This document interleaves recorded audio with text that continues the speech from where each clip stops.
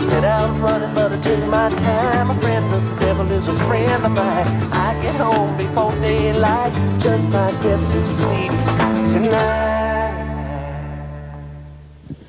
Ladies and gentlemen, please welcome back David Krathwohl.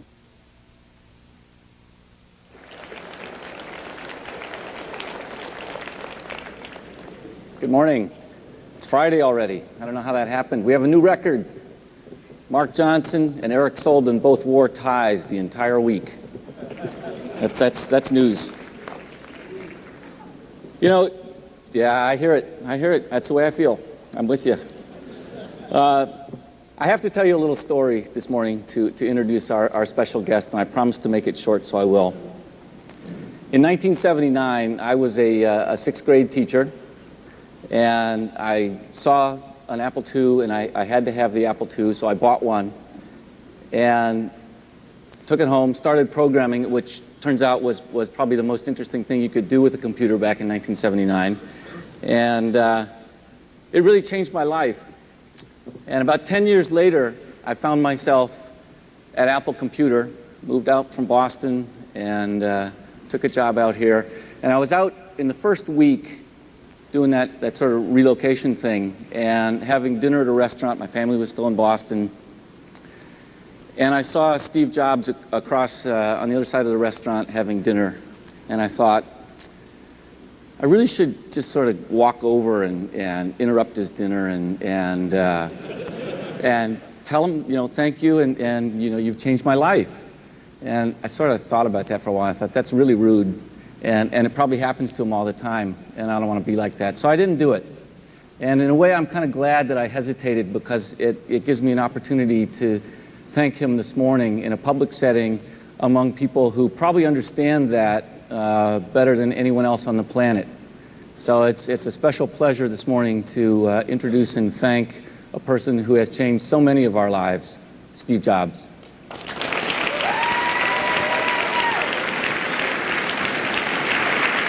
Have at it. Thank you. You're welcome.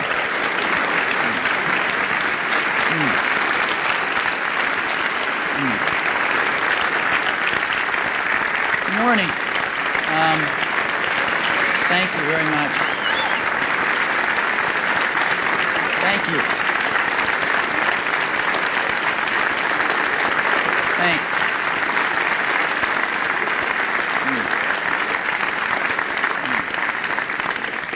Thank you very much. I really appreciate that. And I really appreciate your not interrupting me from my dinner with what was hopefully a beautiful woman. I wanted to come and just have a chat this morning. I know you've been getting lots of presentations all week, so I didn't want to do a big fancy presentation. But what I want to do is just chat. And so we get to spend 45 minutes or so together, and I want to talk about whatever you want to talk about. I have opinions on most things, so I figured if you just want to start asking some questions, we'll go to some good places. Just to set the tone a little bit, I'm actually pretty excited about the way things are going. I think that there are some really good people whom you met this week running the key areas of Apple now. And I think they're making enormous progress towards executing what is a pretty clear strategy.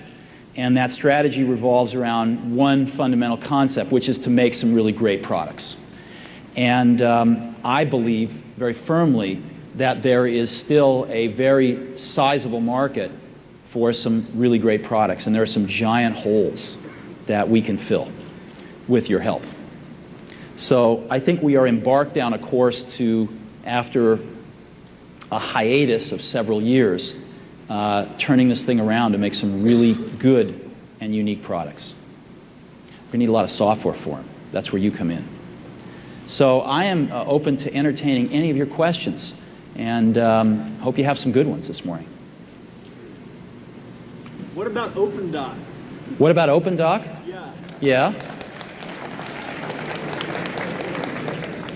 What about it? It's dead, right?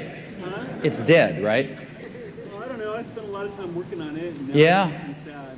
Well, you know, let me say something that's sort of generic. I know some of you spent a lot of time working on stuff that we put a bullet in the head of.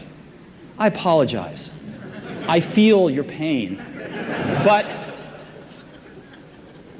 Apple suffered for several years from lousy engineering management. I have to say it. And there were people that were going off in 18 different directions, doing arguably interesting things in each one of them. Good engineers, lousy management. And what happened was, you look at the farm that's been created with all these different animals going in different directions, and it doesn't add up. The total is less than the sum of the parts. And so we had to decide what are the fundamental directions we're going in, and what makes sense and what doesn't. And there were a bunch of things that didn't. And microcosmically, they might have made sense. Macrocosmically, they made no sense. And you know, the hardest thing is, when you think about focusing, right? You think, well, focusing is saying yes. No. Focusing is about saying no. Focusing is about saying no. And you've got to say no, no, no, no. And when you say no, you piss off people. And they go talk to the San Jose Mercury, and they write a shitty article about you. You know? And it's really a pisser. Because you want to be nice. You don't want to tell the San Jose Mercury, the person that's telling you this, you know, just was asked to leave, or this or that or this or that. So you take the lumps. And Apple's been taking their share of lumps for the last 6 months in a very unfair way. And it's been taking them, you know, like an adult. And I'm proud of that. And there's more to come, I'm sure. There's more to come. I mean, some of these, I read these articles about some of these people that have left. I know some of these people. They haven't done anything in 7 years. And, you know, they leave, and it's like, you know, it's like the company's going to fall apart the next day. And so, you know, I think there'll be stories like that that come and go. But focus is about saying no.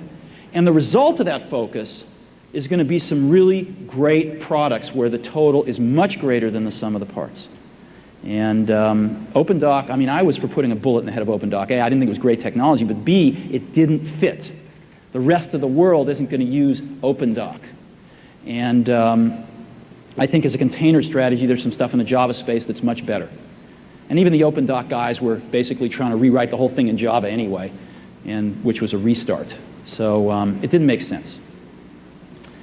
Yes, sir. Steve, what do we do about the press? I mean, the Wall Street Journal reporters get up in the morning, sell Apple short, and then go write stories about us. And it's clear that it's a perception versus reality problem. Yeah. They don't know shit about operating systems. They don't know anything about tools. They don't know what's going on in the future. They don't know that we're building icebergs, and you build them from the bottom up. Sure. You know, I'm sure that a lot of you have had this experience where you're changing, you're growing as a person, and people tend to treat you like you were 18 months ago. And it's really frustrating sometimes when you're growing up and you're becoming more capable, and you've solved, you know, maybe you had some personality quirks you've kind of gotten over, whatever it may be, and people still treat you like you were a year to 18 months ago. It can be very frustrating. Well, it's the same with a company. It's the same with the press. The press is going to have a lag time. And the best thing that we can do about the press is to you know, embrace them, do the best we can to educate them about the strategy, but to keep our eye on the prize. And that is turning out some great products, communicating directly with our customers as best we can, getting the community of people that are going to make this stuff successful, like yourselves, in the loop so you know everything, and just marching forward, one foot in front of the other. And the press will take care of it. It's like the stock price. The press and the stock price will take care of themselves. By the end of this year, it's going to look quite different. And you know, when you get, I mean, I'm like an old man now in this industry, and I've seen the ups and downs, and when you see enough of them, you know that's going to happen. So when you get up in the morning and the press is selling Apple short, go out and buy some shares, you know? That's what I would do. That's what I have done.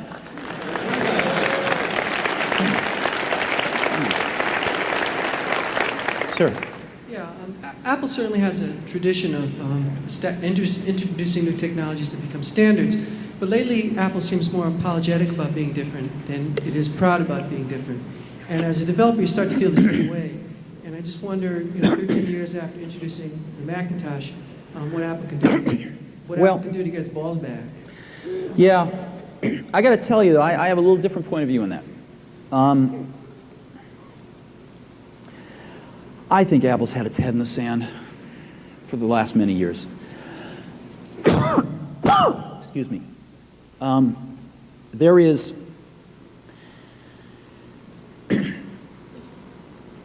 there has been so much that's happened in terms of network computing, as an example, that Apple's completely missed out on. The Mac is probably one of the least network computer communities in the world in terms of really making use of powerful networks. I mean, like when Next joined Apple, right? Next has an extremely sophisticated network infrastructure for doing network computing compared to Apple. And, you know, even now we struggle getting the Apple folks to understand it, because the Mac has been, because of all this proprietariness in every way, because of the attitude of arrogance that we can not only invent our own networking, but invent our own this, and invent our own that, and invent our own this. It's in its own little world, and the rest of the world, with so much investments, passed it by. And so we need to bring the Mac up into the modern world in many areas like network computing. And to do that, because we weren't first, because we didn't set the standards and they've already been cast in stone, we're going to have to use them.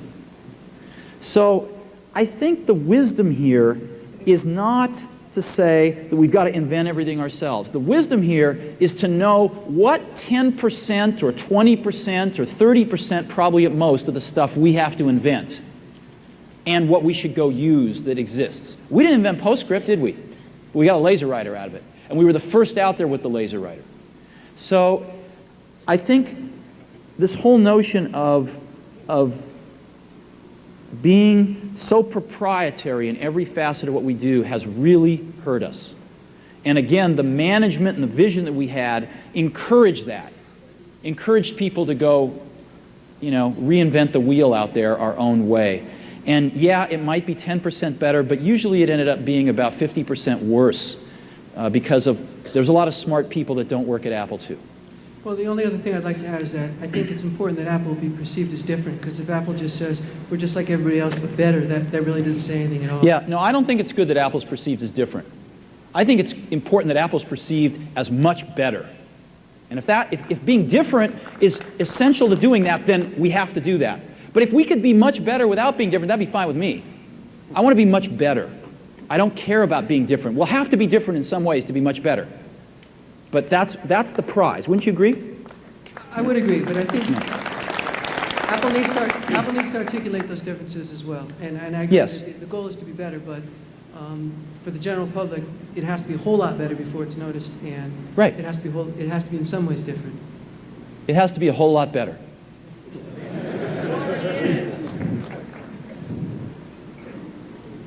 Yes. Good morning. You said in your opening ground rules that there were lots of holes that Apple couldn't necessarily do themselves without this community. Mm-hmm. As a visionary, do you think you could spend a couple minutes either enumerating or talking about those holes? Sure.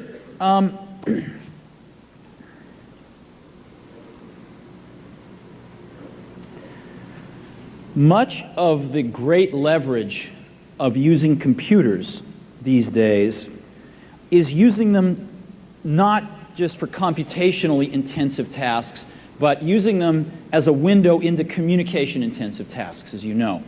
And never have I seen something more powerful than this computation combined with this network technology that we now have. So not only networks throughout an organization, but of course the wide area networks through the internet. And I just want to focus on something that's very close to my heart, which is living in a high-speed networked world to get your job done every day. Now, how many of you manage your own storage on your computers? How many of you back up your computers, as an example? How many of you have had a crash in the last, 3 years, 4 years? Right. Okay, let me describe the world I live in. About 8 years ago, we had high-speed networking connected to our now obsolete Next hardware running Next Step at the time.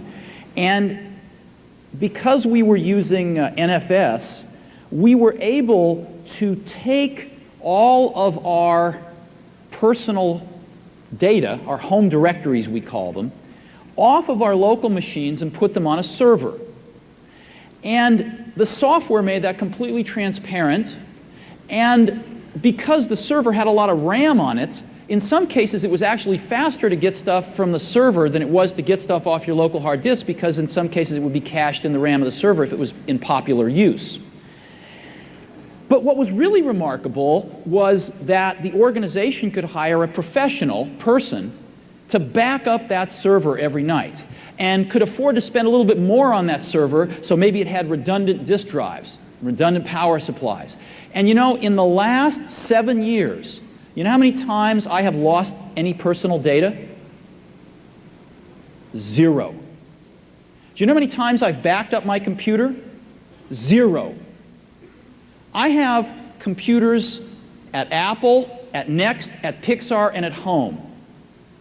I walk up to any of them and log in as myself.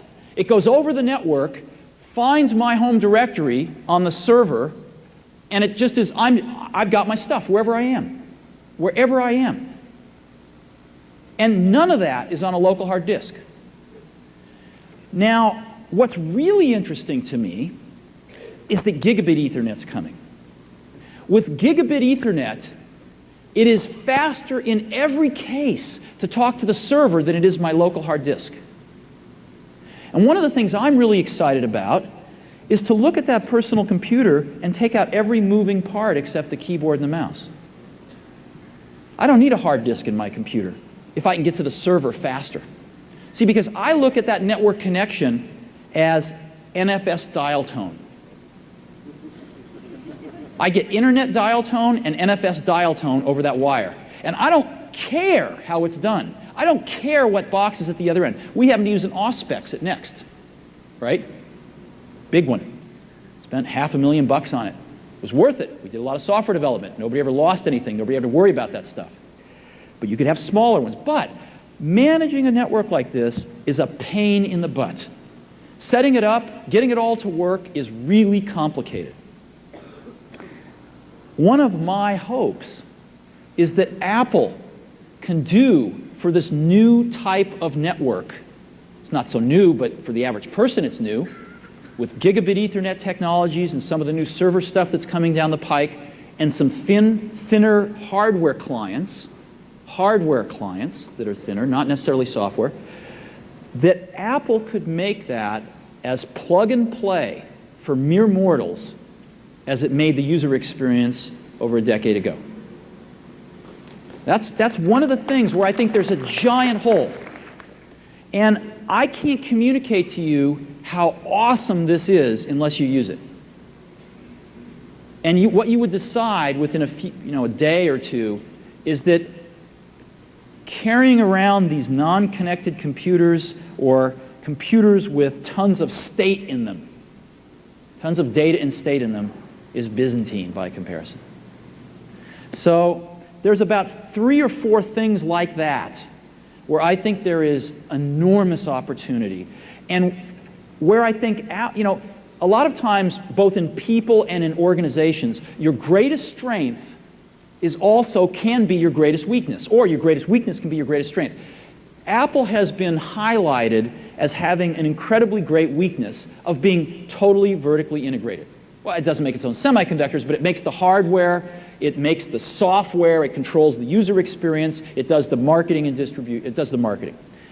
And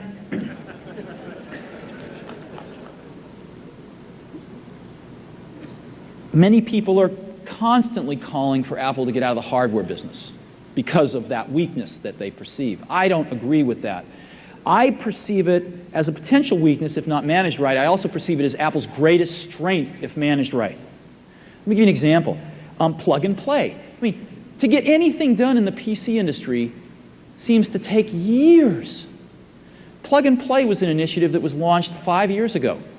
It took 2 years to get it all together between Microsoft and Compaq, and then Intel fought with them. Finally, they got Intel into the fold. And here we are 5 years later, and still it doesn't really work. Every little thing, you can imagine how long it will take them to make a thin client standard and servers that plug and play with thin clients easily. I mean, we're into the third millennium. So the fact that Apple controls the product design from end to end, hardware, software, gives Apple an incredibly unique opportunity. It's the only company in the industry that does that. An incredibly unique opportunity to tackle some of these really gnarly, complex problems that could have enormous potential advantage in the market if we could solve them. And I think solve them literally a half a decade to a decade sooner than the 93-headed monster out there in the Wintel space. Now, they have their advantages too, don't get me wrong. But I think one of our great advantages is that we can really have the vision that spans all the disciplines. We control all the disciplines to actually implement a vision much faster if we can get ourselves all going in a few directions. That really sounded great. And as you were talking about it, I was sort of getting caught up in it. And then it occurred to me, that's a really great vision for Apple, but then I asked about holes for developers. Well, I'll give you a simple one. I'll give you tons of simple ones. Microsoft hasn't committed to port their suite of applications yet, have they?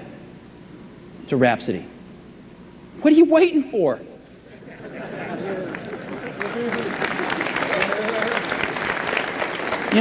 Adobe. Do you know how many copies of a Photoshop Adobe ships every month? Bazillions. That's the foundation of Adobe, is Photoshop. Adobe has not, to my knowledge, committed to port Photoshop to Rhapsody yet. What are you waiting for? This is huge. This is the opportunity to do something, the next generation of apps. Look, there was a company called Lighthouse that was actually bought by Sun about 6 months ago. They were the best next step developer. They had 18 developers, okay? They had by far and away the best presentation application I've ever seen in my life called Concurrence. I still use it today.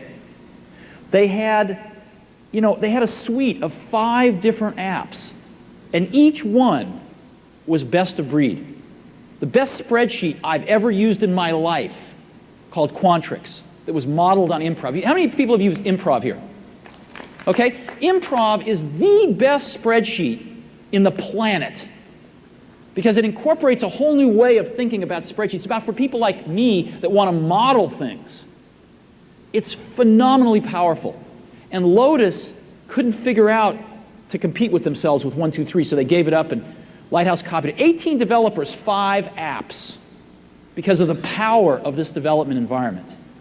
What Apple's going to be putting in your hands is a system that you can build apps for 5 to 10 times faster than anything out there, period. And you can choose to do one of 2 things or somewhere in the middle with this power. One, you can make existing complexity apps 5 to 10 times faster, which means that 3 people really can go into a garage on day 1 with a concept and come out in the market with a product 6 to 9 months later. Now, I haven't seen that in our industry in 10, 12 years. And that's very, very, very exciting to me. And some people say, well, it'll only run on a Macintosh, or it'll only run on Rhapsody, selling on Intel maybe, and selling on a Macintosh. Jesus, it's only a single-digit % of the market. Well, Jesus, it's only 3+ million copies a year. I wouldn't mind selling into that market. It's huge, especially if you're a 3-person, 10-person, 18-person software development company. Lighthouse was making a good living selling to the next step market. Give me a break, you know? So, I think there's a huge market out there. And I think there's still tremendous loyalty towards Apple by some of these customers. I mean, if Adobe doesn't want to write the next generation Photoshop on Rhapsody, some of you should. Maybe they'll buy you. Who knows? But the publishing market out there would love to see the next generation thing, but even more so, you know who would love it even more than them? Apple, right? You walk in here and say, I've got something that's 5 times better than Photoshop for these publishing people. And if enough of the publishing people agree to where you can convince Apple that that's really the case, you know how much Apple spends on marketing each year? They should spend some of it on these apps and telling the world about them. So if you come up with something really great, I think it's going to get out there. And I think that this is a pretty unique opportunity. But I want to get back to the last point I was making. One of the other things you can do with these powerful tools, in addition to building a current complexity app 5, 10 times faster, is build an app you couldn't build on any platform. And that, to me, is the most exciting, is to build an app you could not build on any other platform, because it's all about managing complexity, right? You're developers, you know that. It's all about managing complexity. It's like scaffolding, right? You erect some scaffolding, and if you keep going up and up and up, eventually the scaffolding collapses of its own weight, right? That's what building software is. It's how much scaffolding can you erect before the whole thing collapses of its own weight. Doesn't matter how many people you have working on it. Doesn't matter if you're Microsoft with 300, 400 people, 500 people on the team. It will collapse under its own weight. You've read The Mythical Man Month, right? Basic premise of this is a software development project gets to a certain size where if you add one more person, the amount of energy to communicate with that person is actually greater than their net contribution to the project, so it slows down. So you have local maximum and then it comes down. We all know that about software. It's about managing complexity. These tools allow you to not have to worry about 90% of the stuff you've worried about, so that you can erect your 5 stories of scaffolding, but starting at story number 23 instead of starting at story number 6. You can get a lot higher. Sir. You mentioned the stocks and how we can really look forward to that toward the end of the year. I'm wondering, can you make any comment whatsoever on Larry Ellison? Well, there's lots of comments one could make about Larry Ellison.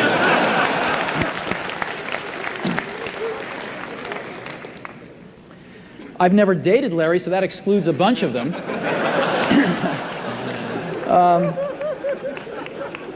No, actually, Larry's my best friend, and it put me in a slightly awkward situation, and I have certainly encouraged him, to not seek to take control of Apple, because I think Apple's on a good course right now, and I think Larry's on an awesome course. I mean, one of the things I told him was, look, if you took a poll in Silicon Valley of what company you'd like to run, Oracle would be at the top of many people's list. Second largest software company in the world, one of the most dynamic companies on the planet, and Larry built it from scratch, and he's got one of the greatest jobs in the world.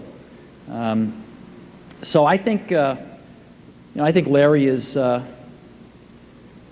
he's made his public pronouncements that he's going to stick to running Oracle.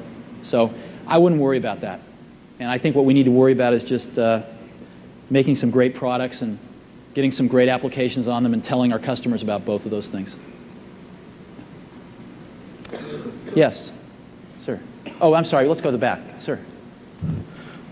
A few weeks ago, the Wall Street Journal announced the profit figures for Microsoft.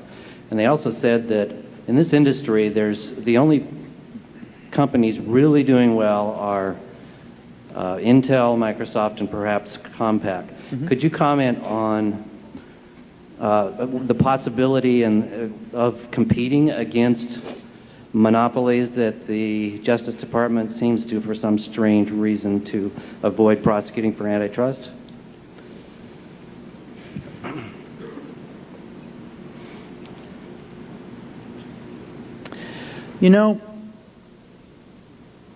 One of the things I feel very strongly about is that, well, I'll go back.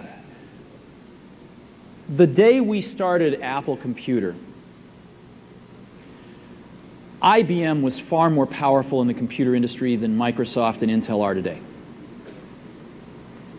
The day we started Apple, because they not only controlled the technologies, they controlled the customer. They had direct contact with the customer. And so we should have just given up. I mean, Woz, I should have just nudged Woz, hey, forget it. We don't have a chance. But we were too stupid to know that. We hadn't gone to business school. We didn't read we didn't even know what the Wall Street Journal was. I'd never seen a Wall Street Journal. And that served us well. So, what can I say? I think every good product that I've ever seen in this industry and pretty much anywhere is because a group of people cared deeply about making something wonderful that they and their friends wanted. You know? They wanted to use it themselves. And that's how the Apple I came about, that's how the Apple II came about, that's how the Macintosh came about, and that's how almost everything I know that's good has come about. It didn't come about because people were trembling in the corner, worried about some big company stomping on them. Because if the big company made the product that was right, then most of these things wouldn't have happened. I mean, if I could have went out and plunked down, $2,000 and bought an Apple II, why would we have built one? We weren't trying to start a company, we were trying to get a computer. So I'll tell you right now, I'll give you an example. I get about 200 email messages a day, sans all of the get-rich-quick ones from the internet. And I've been in that mode now for 5, 6, 7 years. And I've used about and email to me is the most important app I use. And I've used every email system I know of out there. And I can tell you that the one on Next Step or Rhapsody is literally, almost an order of magnitude better, more productive than anything else I know of. I mean, I walk around Apple, and they're using Eudora. They're using the worst mail system in the world at Apple. And I know we could like improve the productivity inside Apple 30% if we just get them a good email system. And so it's amazing to me that something as obvious as email is so broken out there. Netscape's is awful. I mean, everybody's is awful. And if something as obvious as email is so broken, I'll give you, and the other one I mentioned before, spreadsheets. If you used Improv or Quantrix for a week, you would go, how come this hasn't completely replaced Excel? For 75% of the people out there. Yeah, there's 25% that'll still want Excel, for good reasons. But for 75% of the people, why hasn't this replaced it? And there are no answers to these questions, except let's go do it. And that's my attitude about this thing. The other thing I feel very, very, very strongly is it's incredibly stupid for Apple to get in a position where for Apple to win, Microsoft has to lose. That's really dumb. I mean, I don't expect the federal government to break up Microsoft for a lot of reasons, the least of which is the federal government's a monopoly. I mean, they're buddies. So, Microsoft's a fact of life. They're like the air we breathe,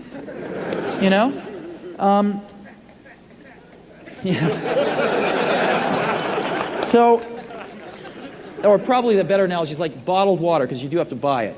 But nonetheless, Apple can win without having to have Microsoft lose. I firmly believe that. And hopefully, Microsoft will increasingly over time realize that that is the case and that Apple represents a quite profitable part of their business. And they seem to be coming around to that point of view. So, and there's been some alliances announced between Microsoft and Apple, and so I think that I really, really strongly feel that setting Microsoft up as Satan and having a holy war against Microsoft would be exactly the wrong thing for Apple to do. There are so many opportunities out there where Apple can really have tremendous advantage and not have to go head-to-head with Microsoft, but really go right to the customers. Yes, back, middle. I was hoping that you would venture an opinion this morning on how you see the future evolution of the Macintosh compatible market. I think the Macintosh compatible, first of all, let me state my opinion on this. It's just my personal opinion. I believe Apple should license everything, with a few exceptions that I'll go into in a minute. But I think that Apple should get a fair price for it. And I think the clone setup, the way it was set up, was done really poorly, 3-4 years ago. For one thing, Apple licenses the hardware designs and forces the clone makers to use them. That's stupid. Let the clone makers do their own hardware designs. Let them do whatever hardware they want, right? Don't tie their hands. But then again, don't give away. I mean, if they want to OEM Apple hardware and pay extra for that, if they want to use Apple hardware, fine. But if they don't, let them design their own. And on the software, Apple should get a fair price based on volume. As an example, if I'm a clone maker, as you know, some of the low-end Macintoshes, whether they're compatibles or not, probably don't make much money. Matter of fact, you could even imagine they might lose money just to get people into the fold. And to offset those kinds of low-margin products, you need some higher-margin products at the high end. So if you're a clone maker, you think, wow, I think I'll give Apple $10 for the software, and I'll go after the $5,000 Mac market. Well, that would be really stupid for Apple to do, because this clone maker is just a leech. They're living off the fact that Apple's got this business model to not make much money at some levels and try to eke some back at the high level. And by just going after the high level and paying $10 for the software, that wouldn't be fair. So you want people to pay more money if they're in lower volume, because the only way they can get to higher volume is to make some of those medium and low-priced clones too, and make less margin. And if they're doing that, then they ought to get a lower price across their whole range of products. So I've been advocating to eliminate the licensing of the hardware and let the clone makers do whatever they want, and B, to raise the price or the royalty of the software to a reasonable level and make it a scale based on volume. And I think that's the right thing to do, and some of the clone makers have been going ballistic over it. It's incredibly stupid. I mean, I don't think they ought to pay more for Rhapsody, as an example, than they do for other modern operating systems to license. But that's not 10 or 20 or 30 bucks. So, and I think that's where we'll end up, and I think everybody will be fine, and I think the clone makers will have a much easier time, and they won't have to dealing with Apple's hardware, and maybe they'll make some better hardware, maybe they'll make some worse hardware, and the customers will decide. And I'm all for it. I just think Apple ought to get a little bit of value out of their software and not just have the clone makers picking off their high-margin products and paying $10 a copy. If they want to pick off the high-margin products and pay a fair price for the software, let them have at it. So that's how I feel about that. But I'm not making the decisions. Yes? Even so, I'm glad you're here. Thanks. What's that? That you're not, even if you're not making decisions, thank you for being here. Oh, sure. You mentioned managing complexity. There's a lot of people out there who are either not using computers or think of computers as something they have to babysit, that they work for their computers. How can we get computers to where they work for people instead?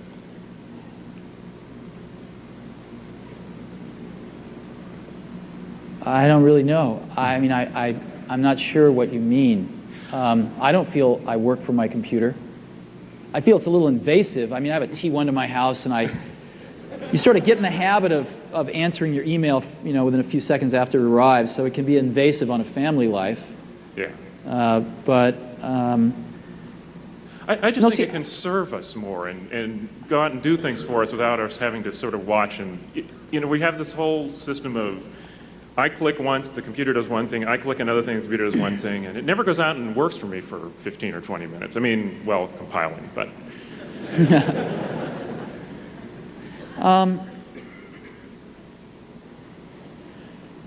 I guess my point of view is a little different on that. My point of view is that I am routinely running 10 to 15 applications at once on my computer.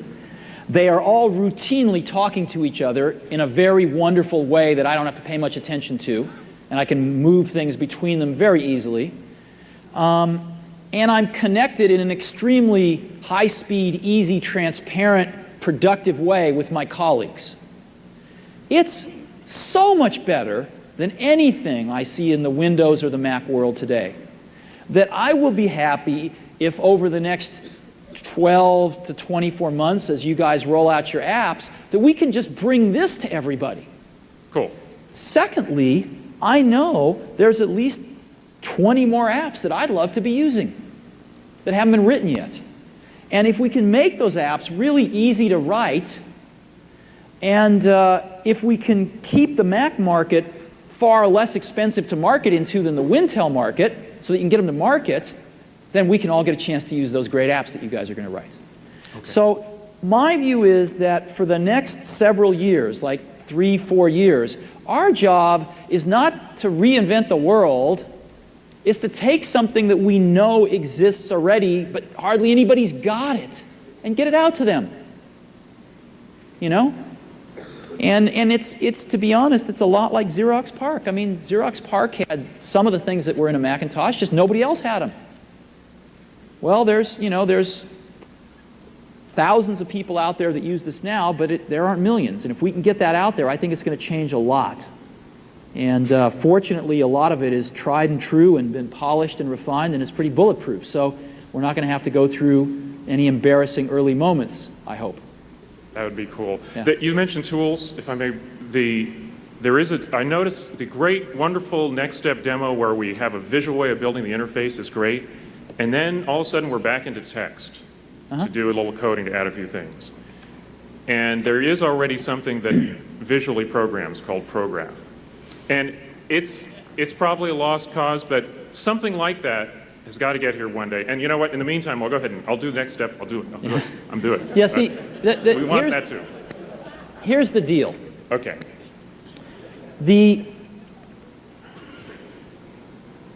way you get programmer productivity is not by increasing the lines of code per programmer per day. That doesn't work. The way you get programmer productivity is by eliminating lines of code you have to write. Right? The line of code that's the fastest to write, that never breaks, that doesn't need maintenance, is the line you never had to write. Right? Right. So the goal here is to eliminate 80% of the code that you have to write for your app. That's the goal. Okay. It's not to, and so along the way, if we can provide WYSI this and WYSI that and visual this and visual that, well, that's fine. But the high order bit is to eliminate 80% of the code. When you drag a line in Interface Builder, you're eliminating code of one form. But I've seen a lot of visual but that only goes so far. Maybe we can go further. I've seen a lot of demos of things that try to take it all the way back into the algorithmic part of the code base, and none of them have ever been any good. If there are any good ones out there, show them to Avi, and he'll show them to me. Okay. Love to see them. Thanks. Sir. Yeah, you mentioned how good it is that Apple controls the hardware, or at the very least that Apple controls something like Chirp, which is the hardware spec. And indeed, I hear really good things about it. I hear that Chirp has really fast bus speeds. I hear they've really improved the I/O subsystem. And then I came to the conference. I actually talked to some of the people working on it. And on the cloning side, I hear that Chirp is done. They've already finished the hardware. They're ready to go into production. I talked to some people here at Apple working on the software side, and they said, well, that software side is actually done too. It's all waiting on some weird negotiations going on with the cloners. And then there's a rumor going on that the reason that's caught up in negotiations is because Apple's concerned that the performance of Chirp is good enough that it's going to cannibalize some of their own markets. And it seems to me there's a conflict of interest here between Apple's own hardware and some of the cloning hardware where... Yeah, I don't believe that's true at all. I mean, the person running hardware at Apple, I have known for a decade. His name is John Rubinstein. I trust him with my life. He's the best hardware leader I have ever seen in my life. He's really, really, really good. He comes from very high-performance systems. And what his expertise is putting a lot of those high-performance systems in silicon so they can be really cheap. Right? He's really good at that. He's really good at leading teams of very talented engineering managers and engineers. And what he wants to do is build some kick-ass stuff. Because the Mac hardware is not at the top of the food chain, let's just say. And we want to get it there. And we are going to get it there. So if there was something ready to go that was really good, I promise you, John would be shipping it yesterday. Okay? And in terms of the clone makers, I know that what John is pushing for very strongly, which I support 100%, is to tell the clone makers they can build their own hardware. That's the easiest thing to do. Don't be limited by what Apple does or does not release. Build your own.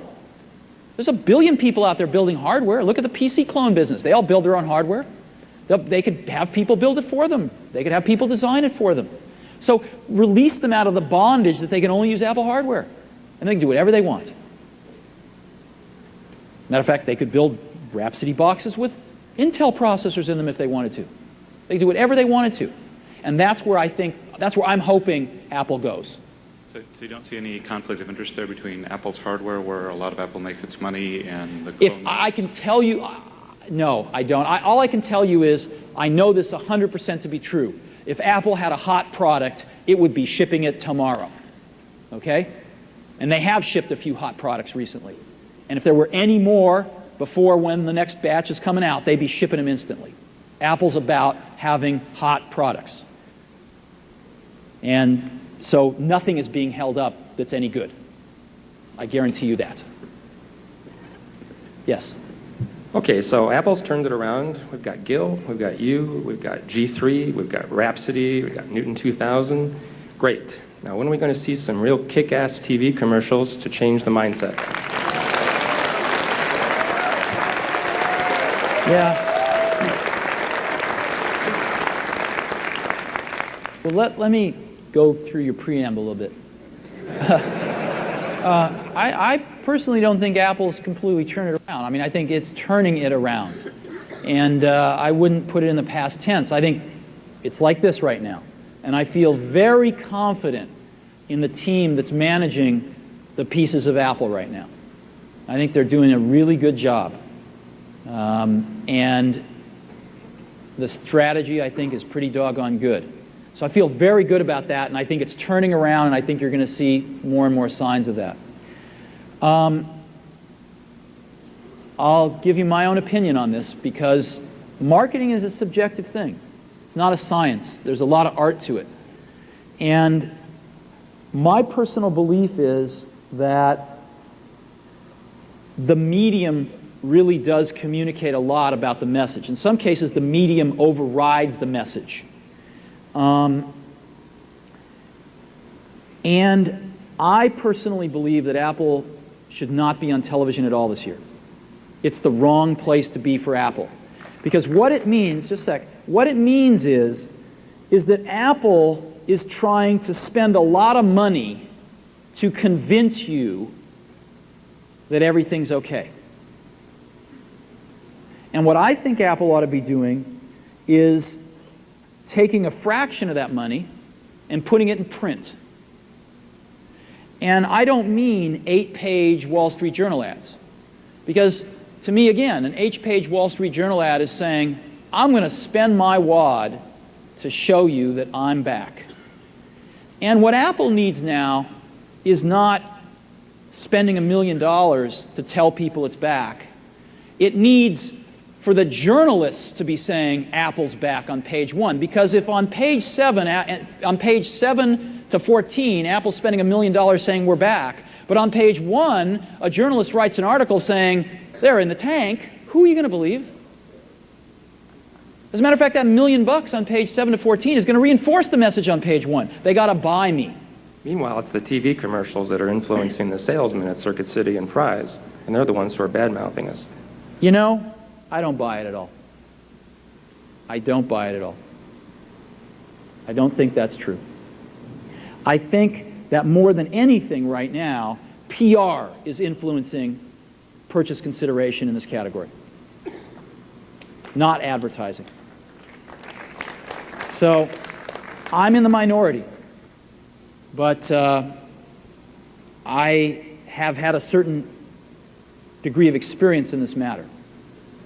And I believe strongly that, that Apple really needs to talk about its great products and its great customers and its great applications. And the best way for it to do that is in print, in a very straightforward way. And I also believe very strongly that the high order bit of any marketing campaign is profitability. We spend a boatload of money in any quarter marketing ourselves, and if we lose money in that quarter, any positive momentum that we've created is completely erased. So profitability to me is the high order bit of marketing for Apple at this point in time. And I think, we're approaching that, and I think we should just use every ounce of financial resources to get there, and I think that will be very strong and very loudly heard. I think we should focus on PR, and I think we should focus on print advertising and stay out of television this year, but I don't make these decisions. So that's my recommendation that I've given Apple. Use your clout to make sure that when the TV commercials are done and you have more money, they're good ones. Thanks. Yes. Mr. Jobs, you're a bright and influential man. Here it comes. It's sad and clear that on several counts you've discussed, you don't know what you're talking about.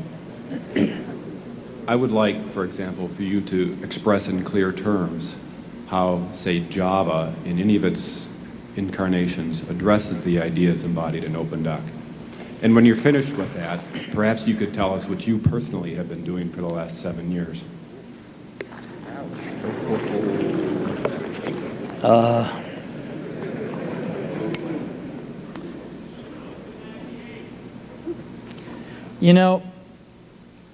You can please some of the people some of the time, but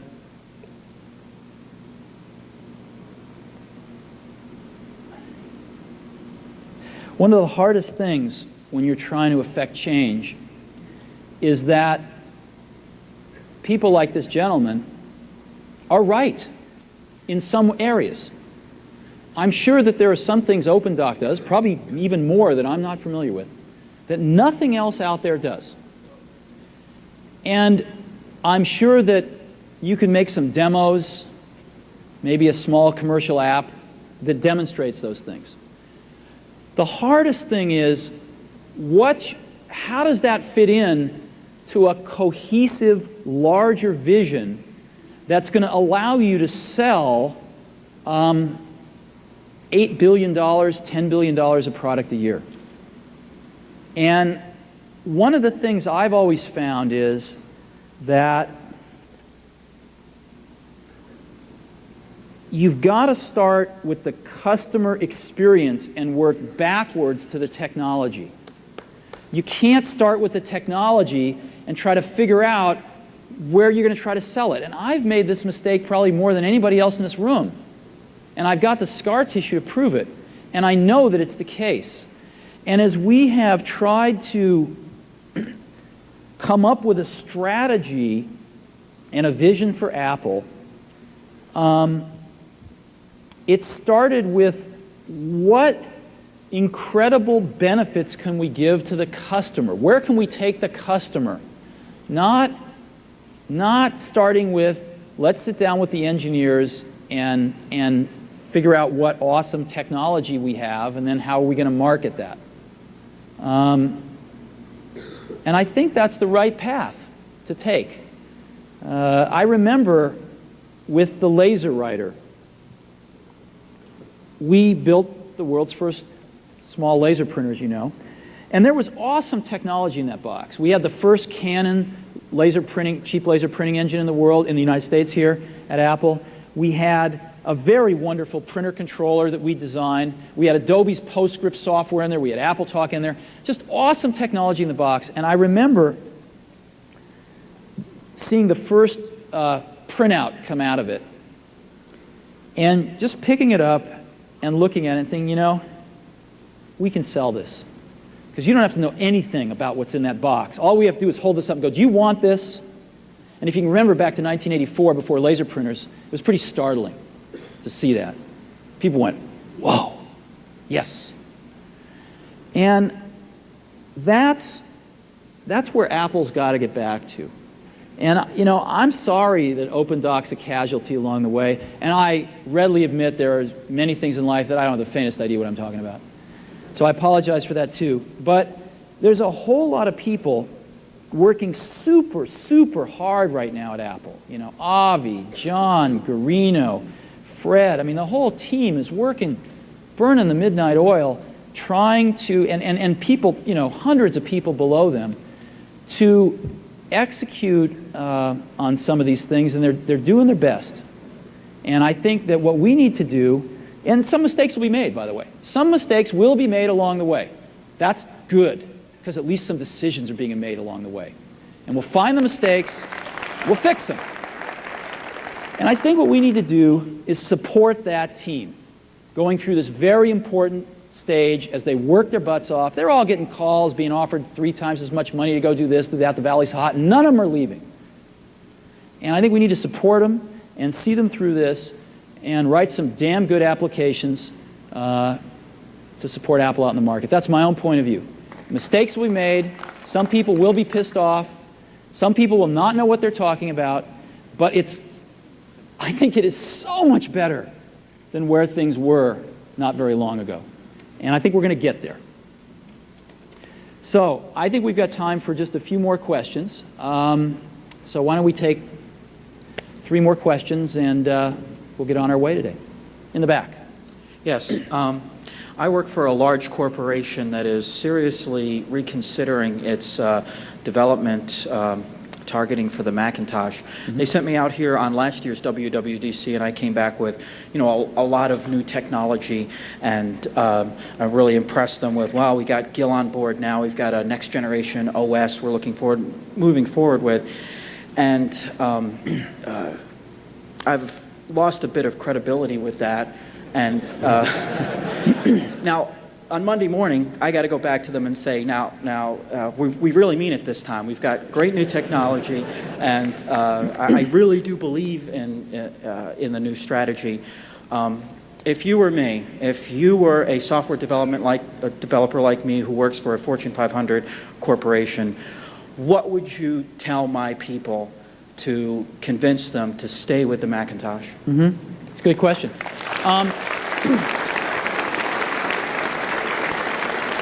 Let me ask you a few questions. Do you use primarily off-the-shelf applications, or do you roll some of your own apps? It depends on what items you're talking about.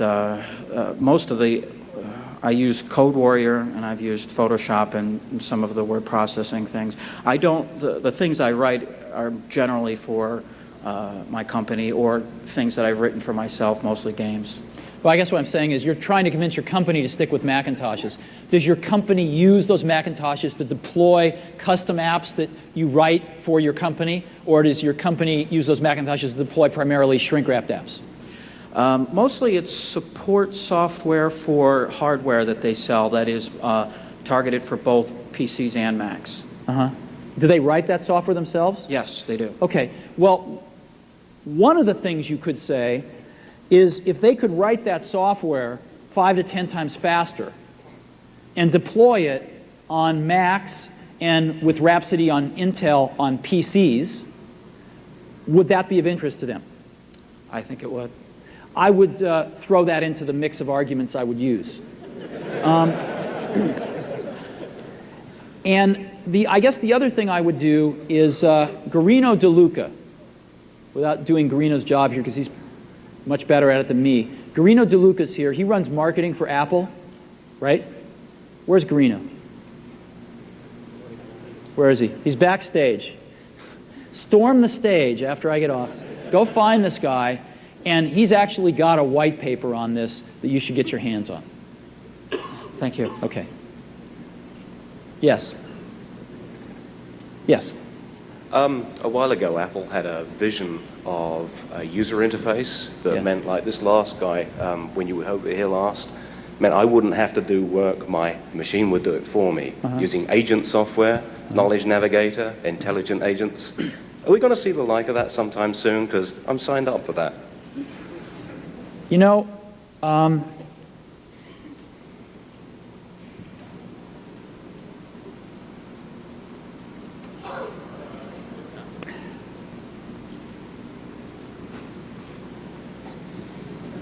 trying to think of a metaphor to use, and one's not coming to me. It turns out there's there is so much headroom to make the networked world we live in so much more productive, so much easier, and so much more fun than it is now, that we know how to do. It's not research. We know how to do this. That to bet our future right now on the results of research into the agent world, where you can pick up all sorts of magazines and read people spouting off about it, but you can't go see it actually. You know, there's nothing tangible about it. It is research at this moment. To bet our future, to bet our next 5 years on research versus something that is so tangible that we know, that we can see, that we can touch, would be foolish.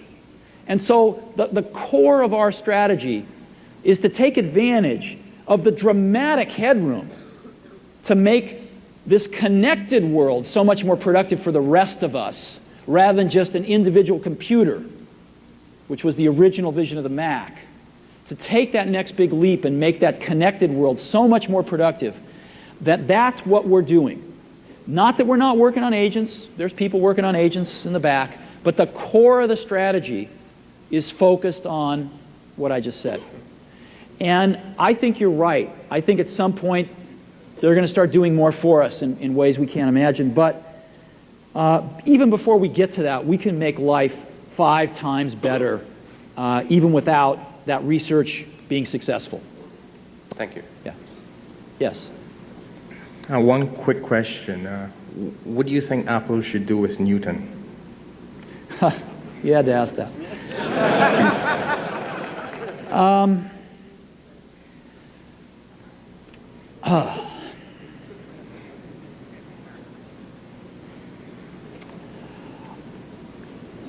I'm in the minority. And what I think doesn't really matter about this.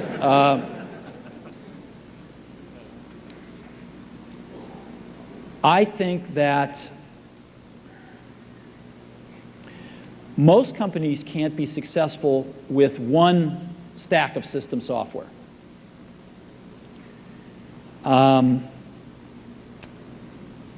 Rarely can they manage 2.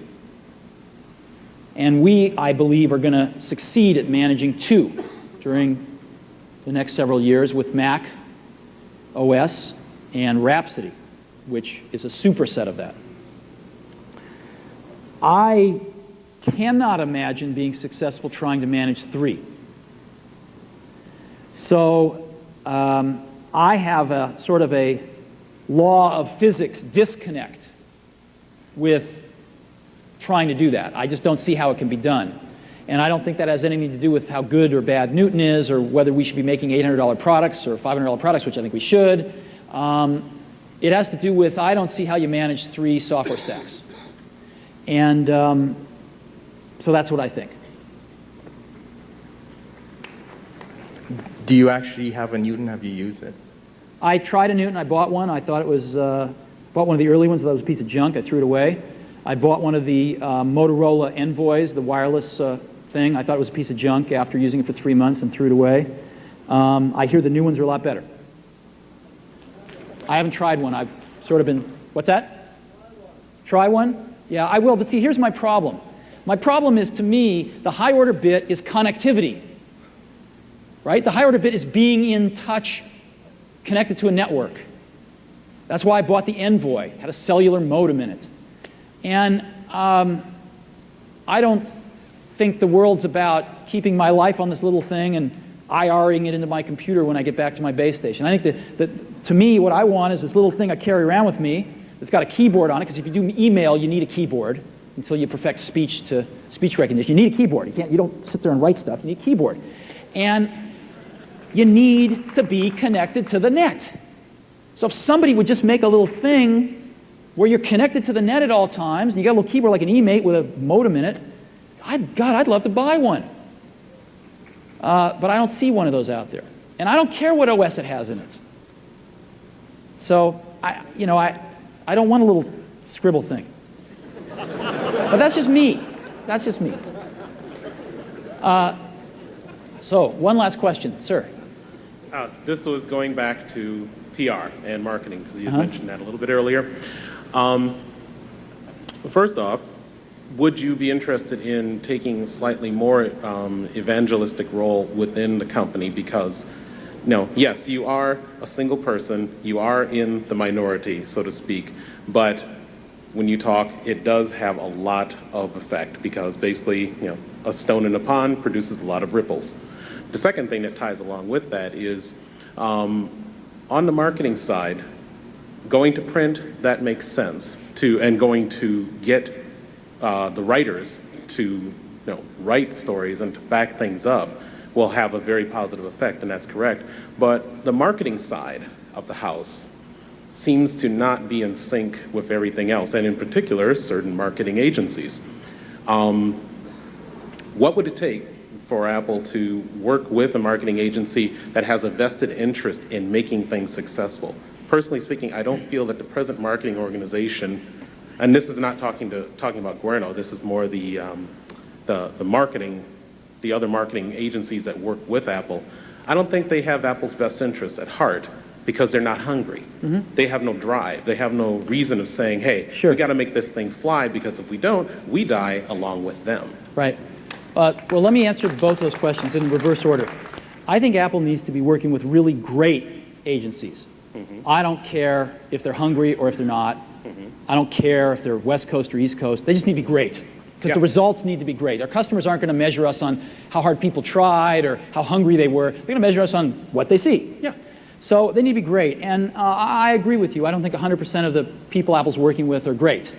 And I think the person running marketing, Guerno DeLuca, is really good, and he knows that, and he is working through those things in a priority list. And he's starting with the most important ones and working his way down. So I think your point of view is absolutely shared. And it will take a few more months to see some of those things happen, and probably a few more months after that to get results, because there are more important things that need to be done and are being done.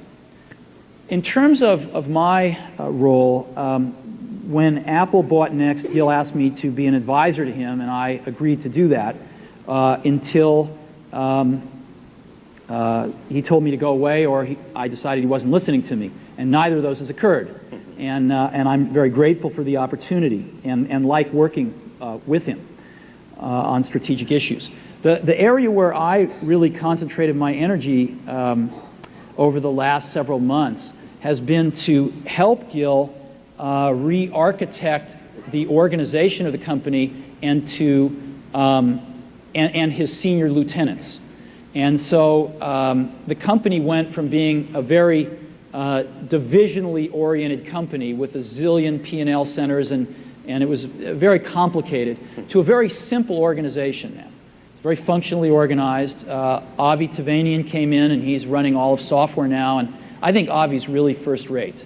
I think he's one of the best software executives on the planet. I think he's doing a really good job. John Rubinstein came in to run hardware, and I feel exactly, I talked a little bit about John earlier. He is tops. Guerno DeLuca is running marketing. He previously ran Claris, and I think he's doing a very fine job. Fred Anderson, the CFO, is top-notch. And the rest of the team as well, manufacturing, et cetera, is very, very good. So I feel like the team that can execute Gil's plans is pretty strong, and they're working well together as a team. And to me, that's the high-order bit. It's not going around giving speeches and things like that, because Apple's problem has been not a lack of air volume coming out of Apple. It's been a lack of execution. It's been a lack of good management. It's just the basic stuff. And I think the basics are getting put in place. And to a large extent, they're already put in place. And that's filtering down, through the organization. And I think that you're going to, results don't happen overnight. But I think they are starting to happen already. Some of the newer products, I think, are good. And I think, by the end of this year, it's going to be much clearer that things are going like this. So my suggestion to you is don't get freaked out by Microsoft any more than we were freaked out by IBM when we started Apple. Even though you may not fully see it, there has been a sea change at Apple in the management of the company. and there are some very strong people running the functional organizations. I think that I have a lot of confidence in the senior team of the company to execute, and I think they're going to. And I think that the move to Rhapsody represents a very discontinuous opportunity for software developers to compete and to make some really great products.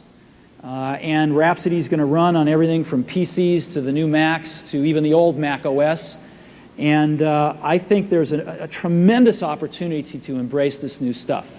So if I were you, what I would do is go out and buy any box that runs Rhapsody and start taking a look at it and start developing some code on it. And I think you're going to be blown away. And I think that there's an opportunity to make some really wonderful apps, and that this customer base that we have of a few tens of millions of people can really start to zoom ahead of the rest of the whole industry in what they can do, the capabilities they have, the experience they have, and the fun that they have. And a lot of it's going to be up to you, and I really hope that you embrace this as much as the team at Apple is, because we have a chance to do something really good.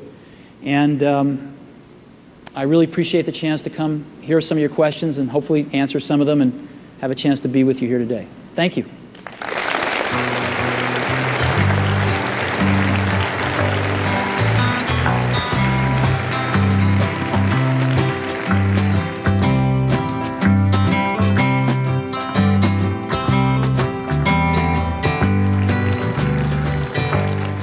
Okay, thanks very much to Steve for that. That was great.